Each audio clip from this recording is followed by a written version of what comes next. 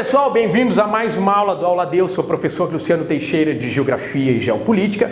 Nós estamos trabalhando os biomas brasileiros e hoje nós vamos falar do Cerrado, tá? Um bioma que vem sofrendo nos últimos anos, né? Por que vem sofrendo? Por causa da expansão agrícola, do complexo agroindustrial, da nova fronteira agrícola, né? Que passou a ser a partir da década de 70. Só que nós temos uma questão muito delicada, porque o Cerrado ele é considerado um hotspot. O que significa isso? Um bioma considerado um hotspot é quando nós temos ali mais de 1.500 espécies endêmicas, né, classificadas, catalogadas, e aí 70% delas, cerca de 70% delas, ameaçadas.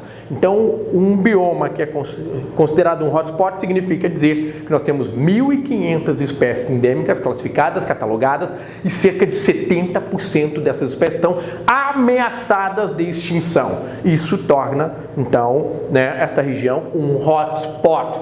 Bioma do Cerrado, compreendendo ali, né, as regiões centro-oeste, sudeste, nordeste e uma borda da região sul. Então, regiões ali, tá? Pegando região centro-oeste, nordeste, norte, tá? Sudeste e uma borda da região sul. O Cerrado, considerado um hotspot, que tem ali como clima tropical ou chamado tropical típico, tá? Literalmente nós vamos ter aqui o clima tropical ou tropical típico. Ele é marcado por duas estações bem definidas, isto é, um inverno seco e um verão chuvoso. Inverno seco e verão chuvoso. Então atentem para essa questão. No inverno podemos ter até mesmo a interferência da massa polar atlântica, levando um pouco de friagem, né, para a região centro-oeste, para a região norte, né? E, inclusive esse fenômeno é conhecido como a friagem da Amazônia, então podendo diminuir um pouquinho a temperatura, isso no inverno. No inverno também vamos ter ali a presença da massa tropical continental, que é originada na depressão do Chaco, no Paraguai, que é uma massa quente e seca. Então nós vamos ter ali um período de seca em junho, julho, agosto até setembro, período de seca, inverno seco. Então nós vamos ter ali, né, dias mais secos, uma baixa umidade relativa do ar, o que, né, pode gerar uma condição de risco para a saúde, né, humana, sim, pela questão da seca, pela baixa umidade do ar. Muitas vezes, né, escolas e trabalhos acabam cancelando algumas atividades porque a umidade no ar está muito baixa, perfeito? E no verão nós vamos ter ali a expansão, a influência da massa equatorial continental originada na região amazônica. E aí, neste período, né, nós vamos observar esse período dessa influência da massa equatorial continental a partir de outubro. E aí nós vamos ter chuvas de outubro a março. Então, por isso, aquela estação, né, aqui nós vamos observar duas estações bem definidas.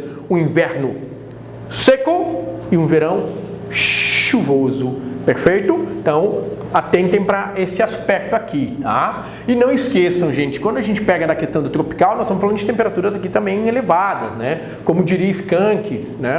A banda Skank, o Samuel Rosa, é como não sentir calor em Cuiabá. Gente, mas Cuiabá é quente. Já morei em Cuiabá por 8 anos, já peguei 45 graus em Cuiabá, é terrível. Então, falando aqui, tá? Em Cuiabá, observem aqui, lembrando, climograma, tá? Aqui nós temos o histograma, aqui o histograma em azul, representando o índice pluviométrico de cada mês, de janeiro a dezembro.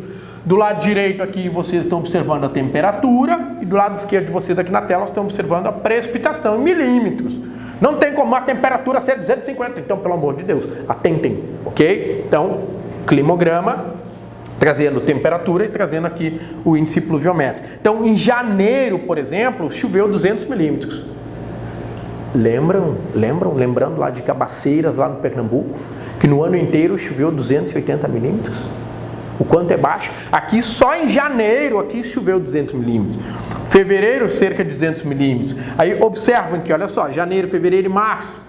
As chuvas vão de outubro a março, olha só. E aí, no momento em que o inverno vai se aproximando, olha só ali, finalzinho de maio, junho e julho, olha a estação seca, né? Julho, junho, julho, agosto, setembro, a estação seca.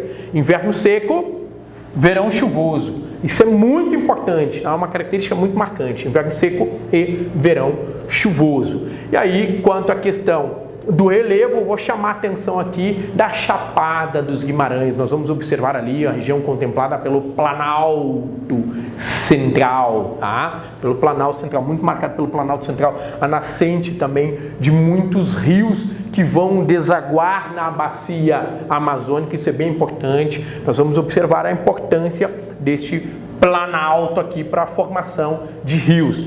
Bastante cuidado.